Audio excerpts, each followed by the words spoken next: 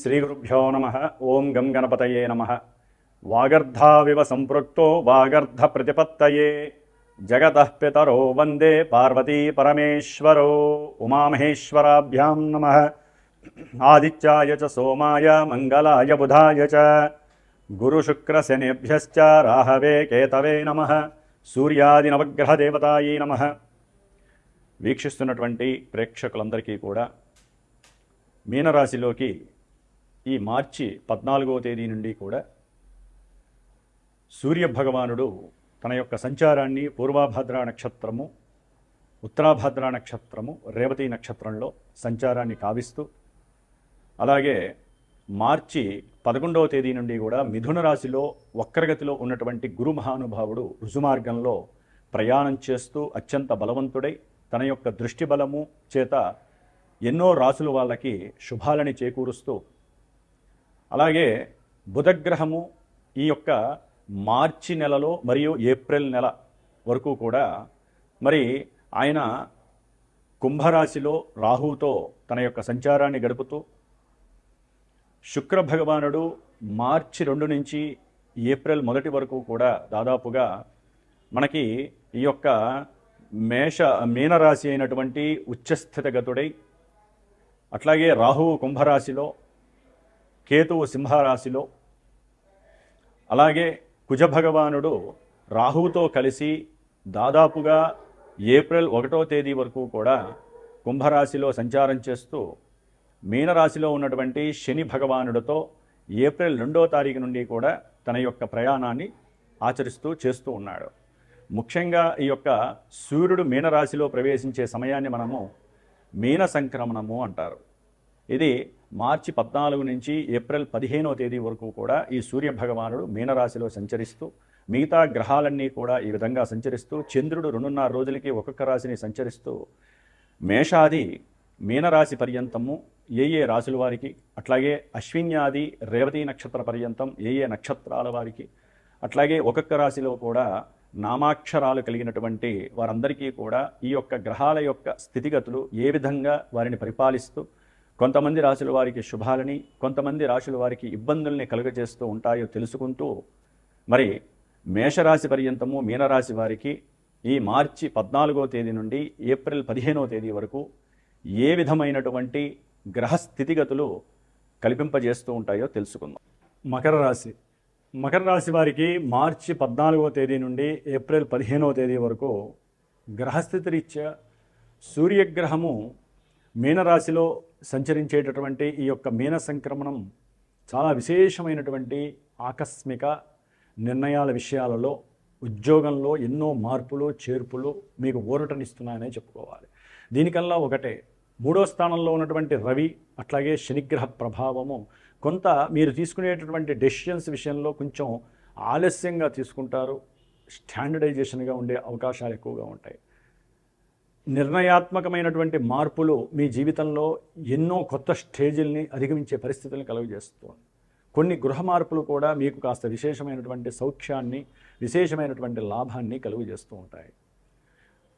ఈ సూర్యగ్రహము ఆకస్మికంగా గృహ మార్పులు, ఉద్యోగ మార్పులు, అట్లాగే మానసికంగా దృఢత్వాన్ని, ధైర్యాన్ని, సాహసోపేతమైనటువంటి నిర్ణయాలని ఇచ్చేటటువంటి ఎంతో యోగ్యకరంగా ఉండేటటువంటి గ్రహస్థితిగా చెప్పుకోవచ్చు. ఎందుకంటే గ్రహాలన్నీ కూడా సూర్యుడిని మాత్రమే ఆశ్రయించి తిరుగుతూ ఉంటాయి కాబట్టి సూర్య శక్తి గొప్ప విలువనిస్తూ ఉంటుంది. కాబట్టి 3వ స్థానంలో ఉన్నటువంటి సూర్యుడు మీకు ఆరోగ్యాన్ని, ఐశ్వర్యాలని, మనోనిర్ణయ అభివృద్ధిని, స్వయంకృత నిర్ణయాదుల్లో ఎక్కడా కూడా తప్పు లేకుండా చేసేటటువంటి స్వయం శక్తిని, ఆకస్మికంగా ప్రయాణాల ద్వారా కాస్త లాభాదులని కూడా కలుగజేస్తూ ఉంటాడు. మరి ఈ యొక్క మకర రాశి వారికి కుజగ్రహము కూడా ఈ ఏప్రిల్ 2వ తేదీ వరకు మరి ద్వితీయ స్థానమైనటువంటి కుంభరాశిలో రాహుతో కలిసి ఉండటం ఆర్థికపరమైనటువంటి ఎన్నో నష్టాలని, విద్యార్థులకి, అట్లాగే రియల్ ఎస్టేట్ చేసేటటువంటి వాళ్ళకి ఆర్థికంగా ఎన్నో సమస్యలను కూడా తెచ్చిపెట్టినటువంటి పరిస్థితి. కాబట్టి ఏప్రిల్ 2 నుంచి కూడా ఈ యొక్క కుజగ్రహము రవితో శనితో కలిసి విశేషమైనటువంటి ధన లాభాదులని, విద్యా యోగాదుల్ని, విద్య యందు ఆసక్తిని, అట్లాగే ఏదైనా నూతన ఆస్తులని, వాహనాలని విక్రయించటము లేకపోతే కొనటము, ఇలాంటి ఎన్నో సంఘటనలని శుభప్రదంగా కలుగజేస్తున్నాయి గ్రహస్థితులు మకర రాశి వారికి. మరి ద్వితీయంలో ఉన్నటువంటి రాహువు, అష్టమంలో ఉన్నటువంటి కేతువు, 6వ స్థానంలో ఉన్నటువంటి గురువు మరి మీరు తీసుకునేటటువంటి నిర్ణయాలలో ఎన్నో ఆటంకాలని, ప్రతిబంధకాలని, ఆర్థికపరమైనటువంటి నష్టాదులని కలుగజేసే అవకాశాలు ఎక్కువగా ఉంటాయి. ఆకస్మికంగా గృహంలో కొన్ని సందర్భాలు, కొన్ని ఇబ్బందులు మీకు ఆర్థికపరమైనటువంటి సంక్షోభాల్ని కూడా కలుగజేస్తూ ఉంటాయి రాహుకేతువుల వలన. అట్లాగే మకర రాశి వారికి ఏదైనా అప్పులుంటే తీరుద్దాం అనుకునే ఒక ఆలోచన తడుతుంది.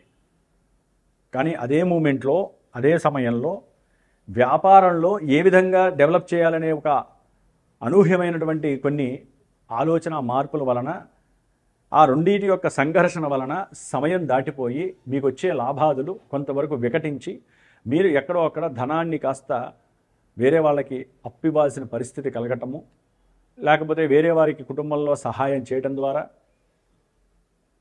మీరు చేసేటటువంటి సేవకా వృత్తిలో అవసరమైనటువంటి వారికి కాస్త సహాయాల్లో మీరు పార్టిసిపేట్ చేయటము మీ యొక్క ఆలోచనల్ని పక్కదో పట్టించేసి మీరు అనుకున్నటువంటి ఆ ధ్యేయాన్ని చేయలేకపోయినటువంటి పరిస్థితి ద్వితీయంలో ఉన్నటువంటి రాహు బుధగ్రహయుతి కలుగజేస్తోంది.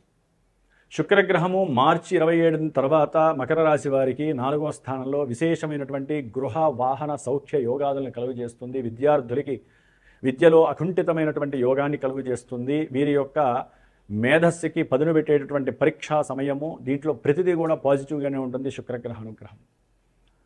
అట్లాగే తల్లిగారి యొక్క ఆరోగ్య విషయంలో కూడా కొంతవరకు మీకు అనుకూలమైనటువంటి పరిస్థితులు కనిపిస్తున్నాయి. శుక్రగ్రహ అనుకూలము చాలా విశేషమైనటువంటి గృహ ధన లాభాదులను కలుగజేస్తుంది, వస్త్ర ఆభరణ యోగాదులను కలుగజేస్తుంది, ఉన్నతమైనటువంటి విద్యలయందు మీ ప్రతిభా సామర్థ్యాన్ని చూపిస్తోంది.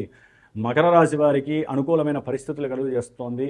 అయితే గురుగ్రహ, రాహుగ్రహ, కేతుగ్రహ దోష పరిహారార్థమై వీరు ఈ నెల రోజులు కూడా శివారాధన తప్పకుండా చేయండి. గణపతి యొక్క అష్టోత్తరాన్ని గరికతో అర్చించండి. చక్కటి లాభాన్వేషణ కలుగుతుంది. ఆకస్మికంగా మీకు వచ్చేటటువంటి దోషాలన్నీ కూడా నివృత్తి చేయబడతాయి గణపతి ఆరాధన వలన.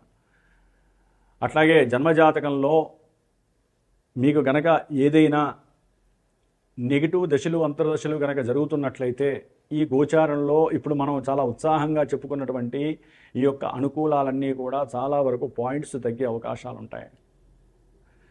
ఎందుకంటే జన్మజాతకం అనేటటువంటి లగ్నంతో ముడిపడి ఉంటుంది. చాలామందికి ఇది తెలియదు. ఓన్లీ గోచారమే మా జీవితం అనుకుంటున్నారు. జన్మజాతకం మీ జీవితం, ఈవెంట్స్ని తెలియజేస్తుంది. విద్య ఎప్పుడు, ఆరోగ్యం ఎలా ఉంటుంది, కెరీర్ ఎలా ఉంటుంది, వివాహం ఎప్పుడవుతుంది, సంతానం ఉందా లేదా, భార్యాభర్త అసలు కలిసి ఉంటారా, విడిపోతారా, విడిపోయినటువంటి వాళ్ళు ఎప్పుడు కలుస్తారు, కోర్టు కేసులు ఎప్పుడు మాకు నివృత్తి జరుగుతాయి, ఏ పరిహారాలు ఆచరిస్తే మంచి జరుగుతుంది, ఏ రత్నాన్ని ధరిస్తే బాగుంటుంది, ఏ రుద్రాక్ష ధరిస్తే బాగుంటుంది అనేటటువంటి సమస్త విషయాలు మనకి జన్మజాతకంలో మనం పుట్టిన సమయంలో లగ్నం నుంచి ఆధారపడి ఉంటాయి. ఇది గుర్తుపెట్టుకోండి. కాబట్టి జన్మజాతకంలో విశేషమైనటువంటి దశలో అంతర్దశలు జరిగితే గోచారంలో అవి కనుక శుభస్థానాల్లో, శుభనక్షత్రాల్లో ఉంటే మీ జీవితానికి తిరిగి ఉండదు. అనుకున్నవన్నీ ఇప్పుడే మంచి జరుగుతాయి. అప్పులు తీరిపోతాయి కొంతమందికి. అట్లాగే మీరు ఎవరికైనా అప్పిచ్చుంటారు, కుటుంబీకుల్లో ఏదో పెట్టుబడి పెట్టుంటారు, వారితో చక్కగా సౌమ్యంగా మాట్లాడుకొని రాబట్టుకునే స్టామినా కలిగి ఉంటుంది. జన్మజాతకంలో అనుకూలంగా ఉంటాయి. అట్లాగే మీరు ఇందాక చెప్పిన విధంగా ఒక్కోసారి ఎన్ని ఆలోచనలు చేసినా అన్నీ కూడా బోర్లా పడతా ఉంటాయి జన్మజాతకంలో నెగిటివ్నెస్ ఉంటాయి కనుక. కాబట్టి ఇది చాలా విశేషమైనటువంటిది, అందరూ తెలుసుకోవాలి.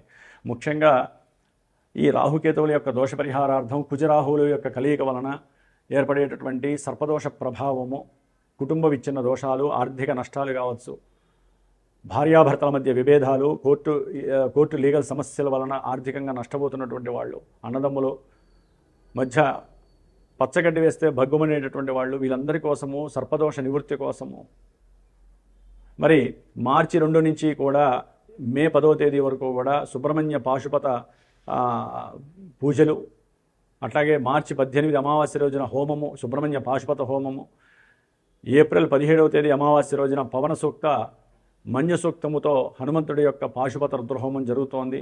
అట్లాగే గ్రహాల యొక్క జపతపాదులు మా యొక్క శ్రీమాత జ్యోతిషాలయ పీఠంలో జరుగుతున్నాయి. కాబట్టి పర్సనల్గా ఎవరైనా జన్మజాతకాన్ని శోధించాలి, తెలియజేసుకోవాలనుకుంటే పీఠానికి ఫోన్ చేయండి. ఈ పూజల్లో పాల్గొనే వాళ్ళు కూడా తప్పకుండా ఫోన్ చేసి మీ యొక్క భవిష్యత్తుని నిర్ణయించుకునేటటువంటి సమయముగా భావించుకోండి. ఈ యొక్క పూజలో మీరు చేసే సహాయం చాలా చిన్నదైనా మీకు వచ్చే లాభం చాలా గొప్పది. సర్వే జనాః సుఖినో భవంతు. ఓం శ్రీ మాత్రే నమః.